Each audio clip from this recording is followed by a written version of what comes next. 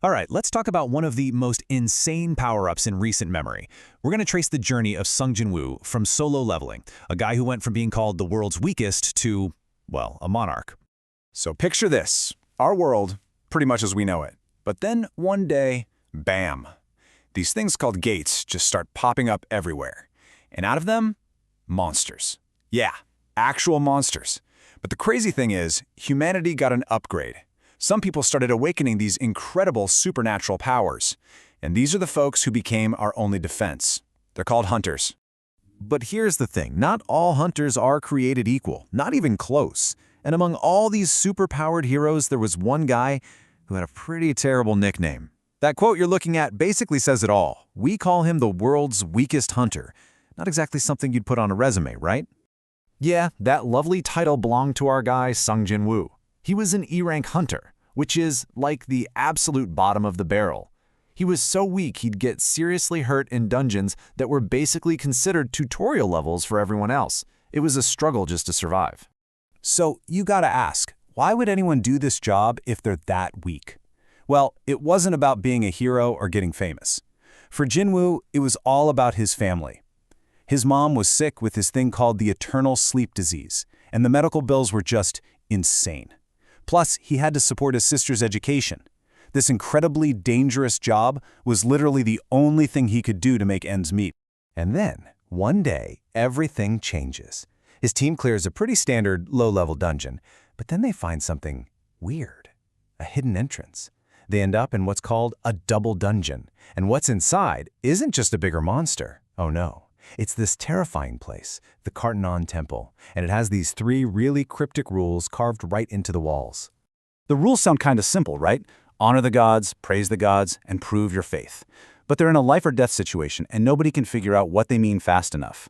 So when they miss the deadline for that first rule, well, the giant statues in the room come to life and just start wiping everyone out. It's a total massacre.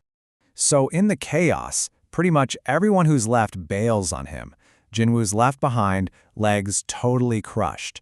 But even then, in what he thinks are his last moments, he sacrifices himself to make sure the party's healer and one other person can escape. That's what this quote is, him telling them to just go. He accepts that this is it for him, just wishing he'd been stronger. But he doesn't die. Instead, he wakes up in a hospital.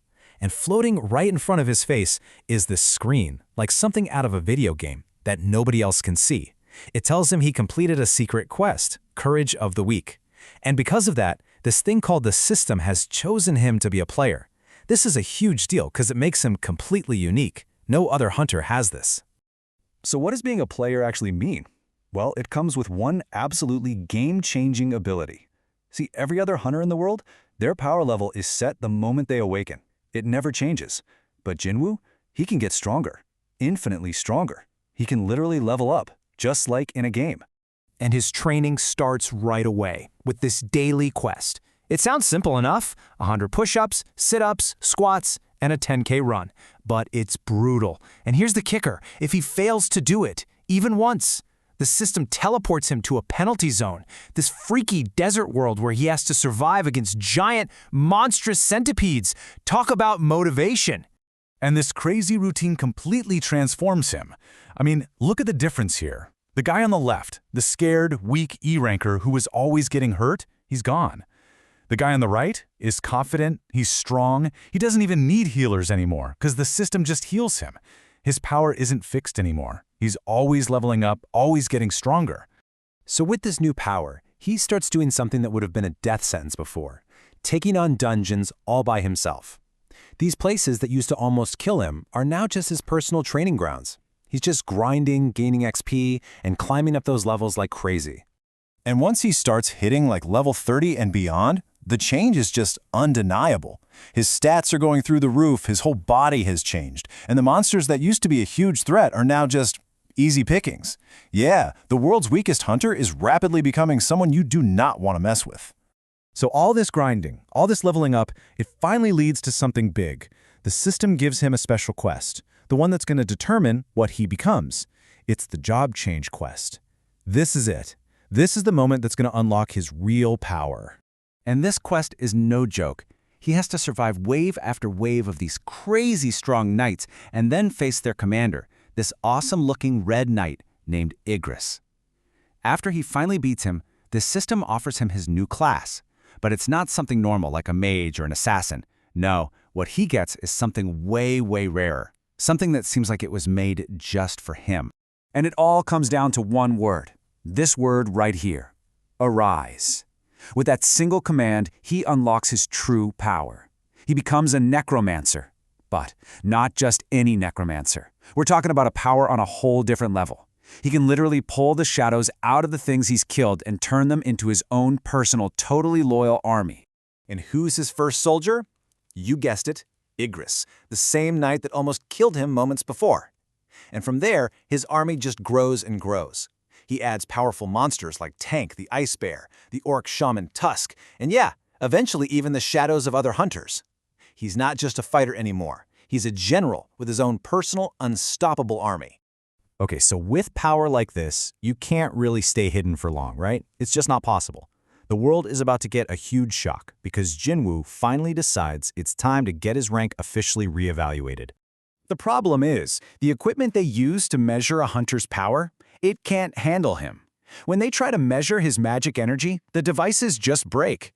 They literally shatter from the sheer force of his aura. The final reading? Measurement impossible. They just can't quantify how strong he is. And when a hunter is so powerful their energy can't be measured, there's only one rank for them, S rank. And just like that, the guy everyone used to laugh at, the world's weakest hunter, is officially reborn as Korea's 10th S rank hunter, a national-level powerhouse. I mean, just look at this journey. It's absolutely insane. He goes from being a literal E-rank nobody, just trying not to die, to becoming this one-of-a-kind player. Then he becomes the Shadow Monarch, a guy who can raise an army of the dead. And finally, he's recognized as an S-rank, one of the strongest people on the entire planet. What a transformation. So yeah, his whole Zero to Hero story seems complete. He's made it to the top. But as stronger and stronger gates start appearing, you have to wonder, is the power of just one man, even a man as strong as the Shadow Monarch, really going to be enough? Because the real fight, against things that make even S ranks look weak, that's only just getting started.